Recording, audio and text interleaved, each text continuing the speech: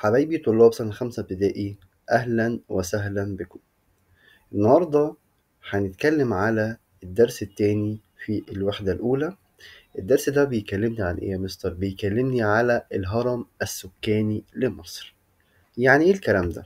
يلا بينا نشوف مع بعض. الهرم السكاني يا ولاد هو رسم بياني. هو عبارة عن إيه؟ هو عبارة عن رسم بياني. طيب الرسم البياني ده بيوضح لي إيه يا مستر؟ الرسم البياني ده بيوضح توزيع السكان من حيث التركيب النوعي والتركيب العمري. يعني ايه الكلام ده يا مستر؟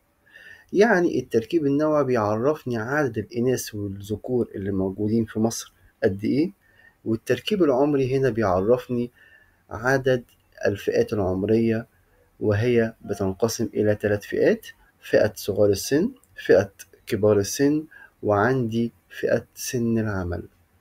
طبعا من خلال الهرم السكاني دوت يا ولاد بنعرف توزيع السكان من حيث العدد، الذكور قد ايه والإناث قد ايه، وكمان بيعرفني التركيب العمري، يعني الفئات العمرية سواء صغار السن عددهم قد ايه، وفئة سن العمل عددهم قد ايه، وفئة كبار السن عددهم قد ايه. طيب عندي هنا بيقول لي التركيب النوعي هو حصر عدد السكان من حيث عدد الإناث والذكور. طيب الهرم السكاني في مصر ماله؟ طبعا وفق تقديرات عام 2022 أو عام 2022 بيوضح لي إن أعداد الإناث طبعا وتبلغ نسبتهم حوالي 49.4 من سكان مصر. طبعا هنا في الهرم اللي قصاد مننا بيوضح لي هنا الجزء الأيمن اللي هو بيتكلم على الإناث. طبعا نسبتهم كام؟ 49.4% من عدد سكان مصر. طيب بالنسبة للذكور طبعا بيمثلوا الفئة الأكبر، وهي 50.6 من سكان مصر. طيب التركيب العمري هو حصر عدد السكان من حيث الفئات العمرية، يعني زي ما احنا قلنا صغار السن، عندي فئة الوسط، وعندي كبار السن. طيب عندي هنا فئة الوسط دي اللي احنا بيطلق عليها يا ولاد ايه؟ فئة سن العمل. طيب زي ما هو موضح قصادنا من خلال الهرم السكاني الخاص بالفئات العمرية، طبعا فئة صغار السن تأتي في قاعدة الهرم، فئة سن العمل تأتي في منتصف الهرم السكاني، وعندي هنا فئة كبار السن تأتي في قمة الهرم السكاني. طيب عندي هنا يا ولاد بيقول لي ايه؟ بيقول لي فئة صغار السن مالهم؟ طبعا بتبدأ من كام؟ تبدأ من 0 لحد 14 سنة. طيب بيمثلوا كام في المية أو بيمثلوا قد إيه من سكان مصر؟ بيمثلوا ثلث السكان، وهي فئة غير منتجة تحتاج إلى إيه؟ رعاية وتعليم. ممتاز. طيب فئة سن العمل مالها؟ طبعا بتبدأ من 15 سنة لحد 64 سنة. طيب دول بيمثلوا كام في المية من نسبة مصر أو من سكان مصر؟ بيمثلون 60.7 من سكان مصر. طبعا والفئة دي احنا بنقول عليها الفئة المنتجة. سن العمل هي الفئة المنتجة. تمام. بتعمل ايه؟ بتعول صغار السن وكبار السن. يعني ايه تعول يا مستر؟ تعول يعني تعتني بصغار السن وكبار السن. طيب عندي هنا الفئة اللي تأتي في قمة الهرم السكاني وهي فئة كبار السن. طبعا دول بيبدأ عمرهم من 65 سنة فأكثر، والفئة دي اشتغلت كتير خلاص ما بقتش تقدر تشتغل دلوقتي تاني، يبقى هي فئة ايه؟ غير منتجة وتحتاج إلى رعاية صحية واجتماعية. يبقى أنا عندي فئتين غير منتجين، هم مين؟ هم دلوقتي صغار السن وكبار السن. طيب صغار السن تحتاج إلى إيه؟ رعاية وتعليم. كبار السن رعاية صحية واجتماعية. طيب عندي هنا أشكال الهرم السكاني في مصر. طبعا عندي شكل الهرم السكاني في مصر يمثل القاعدة العريضة. يعني إيه القاعدة العريضة؟ يعني تتمثل في زيادة عدد المواليد. طبعا احنا عارفين صغار السن تأتي في قاعدة الهرم السكاني. طيب أنا عندي هنا في مصر نسبة المواليد كبيرة ولا صغيرة؟ لا، نسبة المواليد عندي هنا كبيرة. طيب يبقى أنا عندي هنا يتسق أو يتصف قاعدة الهرم السكاني في مصر بالقاعدة العريضة، يعني زيادة عدد المواليد. طيب عندي هنا القاعدة الضيقة بتتسم بإيه؟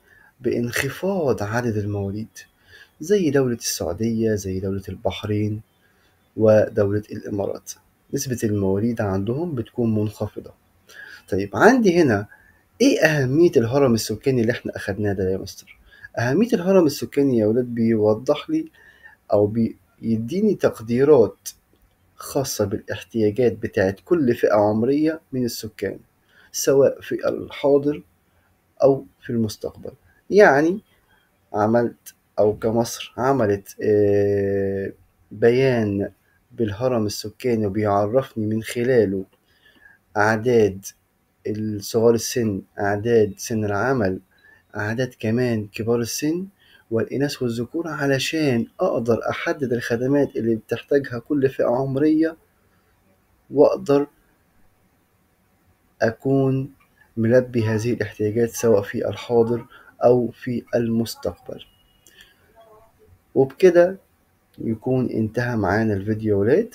هحل معاكم طبعا شوية أسئلة زي ما احنا متعودين على كل درس، وهسيب لكم الباقي تحلوه بنفسكم. عندي هنا السؤال الأول: أكمل العبارات الآتية.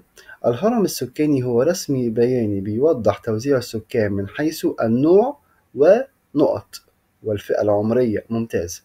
فئة كبار السن في الهرم السكاني لمصر توجد في نقط كبار السن في قمة الهرم.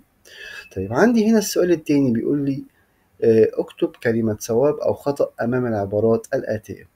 الهرم السكاني لمصر ذو قاعدة ضيقة. خطأ. ليه؟ لأن عندي نسبة المواليد هنا كبيرة جدا في مصر، يبقى ذو قاعدة عريضة.